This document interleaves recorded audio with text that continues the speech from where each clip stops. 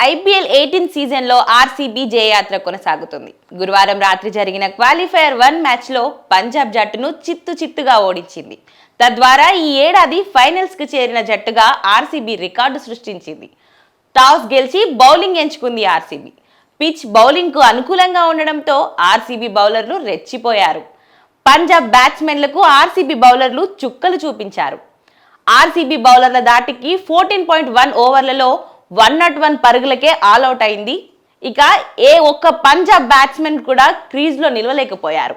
RCB బౌలర్లలో Suyash Sharma, Hazlewood 3 వికెట్లు పడగొట్టగా యశ్ దయాల్ 2 వికెట్లు తీశాడు.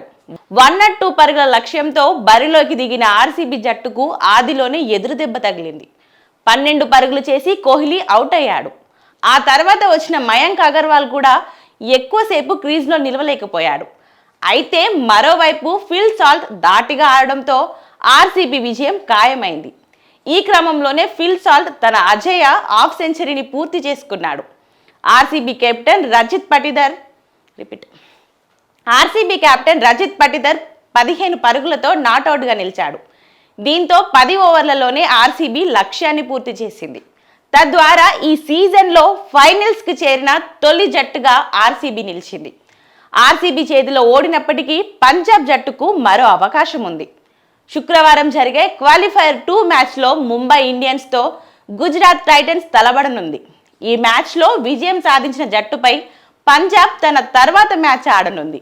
ఇక్కడ విజయం సాధించిన జట్టు ఫైనల్స్కు చేరి ఆర్సీబీతో తలబడనుంది. ఆర్సీబీ ఫైనల్స్కు చేరడం ఇది 4వసారి. ఈ 4 సార్లు కూడా ఆర్సీబీకి నిరాశ ఎదురైంది. మరి ఈ ఏడాది అయినా ఆర్సీబీ జట్టు ఐపీఎల్ టైటిల్ సాధిస్తుందో లేదో చూడాలి.